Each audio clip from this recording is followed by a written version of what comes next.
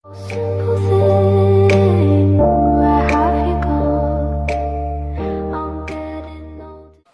waktu masih wakil Rois Am, kalau setelah rapat di PBNU, pulang malam, pesawat terakhir.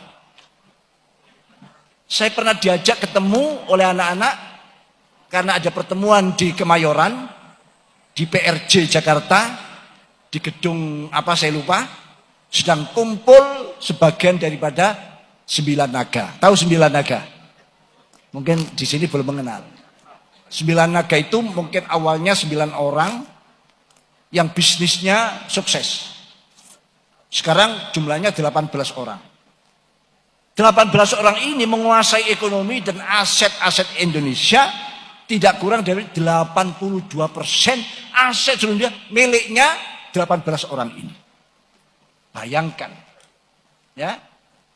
Bahkan dari 18 ada 1 orang yang asetnya melebihi daripada 51% seluruh Indonesia, 1 orang. Sampean berapa persen? Yang 18% dibagi pengusaha muslim, Pak JK, Pak Khairul Tanjung, ini masuk 18%. Tidak tahu saya pengusaha orang NU yang kaya di Sumatera Utara ini masuk berapa persen, saya tidak tahu. Pak JK yang perusahaannya banyak, Pak Aksa, Pak Khairul Tanjung yang punya apa? Maret Ahmad apa? Itu Alfa di mana-mana itu kebagian ngelompok ke 18%. Saya semula kurang percaya. Saya tanya ke Pak JK, apa betul ada 1 orang yang asetnya melebihi daripada 51%? Betul katanya. Akhirnya saya datanglah ke sana. Saya turun. Di situ sudah ada 2 meja dikelilingi orang. Saya tidak kenal. Lalu ada yang memberitahu ada Kiai PBNU datang. Mereka berdiri semua lari kecil mendatangi saya, menjabat tangan saya sambil mengucapkan terima kasih NU, terima kasih NU, terima kasih NU. Pak NU diucapi terima kasih. Mereka punya aset yang tidak habis dimakan 7 turunan. Saya juga heran siapa dia, kenapa mereka menjadi belum paham saya. Setelah perkenalan, ada yang namanya Michael, ada yang namanya Agung Podomoro, ada yang namanya Murdayapo dan istrinya Siti Murdaya, ada sebagian. Oh, berarti ini sebagian 9 naga yang asetnya luar biasa. Tapi kok mengucapkan terima kasih NU? Padahal kenyataan NU sampai sekarang masih tetap minal mustada'afin, minal fuqara wal masalah. Nggih napa mboten? Aktsaruhum minal fuqara wal masakin. Kalau ada bagi-bagi ribuan orang datang, NU semua itu. Tapi kok diucap terima kasih? Kok enggak nyiprat, enggak netes gitu loh. Akhirnya punya kesimpulan saya. Oh, mereka sukses menjadi konglomerat, mendapat gelar 9 naga karena barokahnya Nahdlatul Ulama di Indonesia ini. Tapi barokah yang tidak seimbang karena tidak netes, cukup terima kasih. Kenapa kok terima kasih? Karena orang NU kalau sudah diucapi terima kasih langsung tidurnya dan mimpi indah. Tidak dapat apa-apa itu tidurnya mimpi indah. Dia tahu begitu. Wis, terima kasih saja. Kalau diberi cipratan ekonomi NU kuat, bahaya bagi mereka. Bahaya bagi mereka, Pak. Habis mereka. Nah ini, mari kita sadar, kita ini kuat. Kita ini menjadikan orang lain sukses. Kenapa? Karena selama ini NU tidak pernah berontak. NU tidak pernah menurunkan pimpinan di tengah jalan walaupun ada kesalahan. NU selalu menyepakati hasil kesepakatan anak bangsa. Oh, sistem pemilu seperti ini ya sudah kalau sepakati. Tapi mbok yo ada perbaikan nanti diupayakan. Begitu. Sampai sekarang tidak pernah.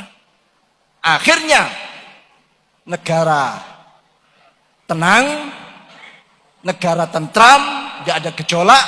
Ekonominya, bisnisnya berjalan dengan baik.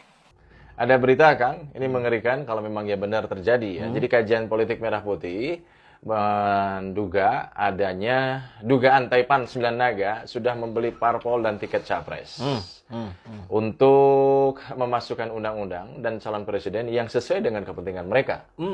Jadi sebagai gambaran saja di berita ini, ada dugaan Taipan 9 Naga membeli 9 partai politik masing-masing 1 triliun rupiah. Jadi kalau di total 9 triliun tuh.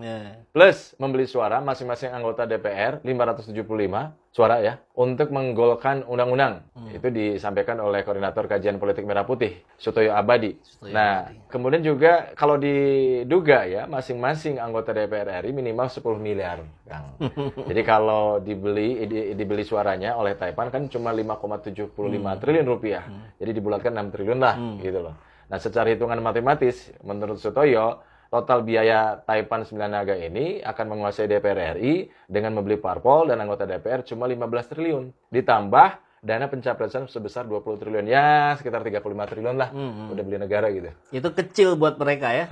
Dengan dana usaha yang sangat-sangat menggurita di mana-mana. Ya, ini bahasan lama sebetulnya. Kan?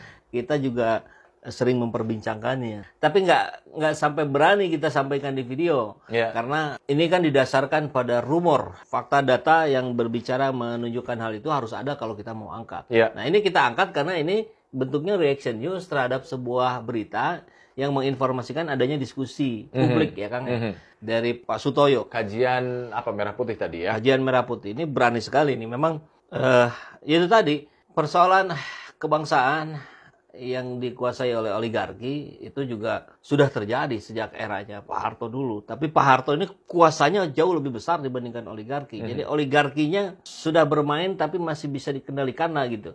Tawar-menawarnya, bargaining posisinya masih sama-sama kuat lah, sama-sama bagus lah. Nah tidak seperti hari ini yang diindikasikan oleh banyak pihak sudah tunduk takluk gitu pada keinginan para oligarki itu. Nah ini yang saya kira kiamat demokrasi kalau betul apa yang disampaikan di diskusi itu. Mudah-mudahan sih tidak betul, tapi hal itu masuk akal gitu Kang. Berarti ini harusnya kajian politik Merah Putih punya data yang begitu kuat dan akurat ya. Kalau enggak, kalau mana berani dia membuat itu menjadi diskusi publik ya. Bisa jadi mereka punya data yang real, yang clear, tidak seperti kita. Sehingga mereka jauh lebih berani membuat itu menjadi sebuah diskusi politik. Dan penting itu untuk diketahui oleh rakyat kita semua, sehingga kita bisa lebih realistis melihat proses-proses politik yang terjadi di negeri ini. Kalau ada keanehan, kalau ada kejanggalan, maka itu bisa diidentifikasi adanya potensi mereka sudah termakan oleh uang-uang haram itu. Akan jadi apa negara ini ya? Ya, mungkin akan menjadi seperti negara lain yang sudah dikuasai oleh orang-orang dari negeri Cina. Iya. Ini ada berita lain, Kang. Jadi beritanya itu menyoroti Ketua Umum P3 ini.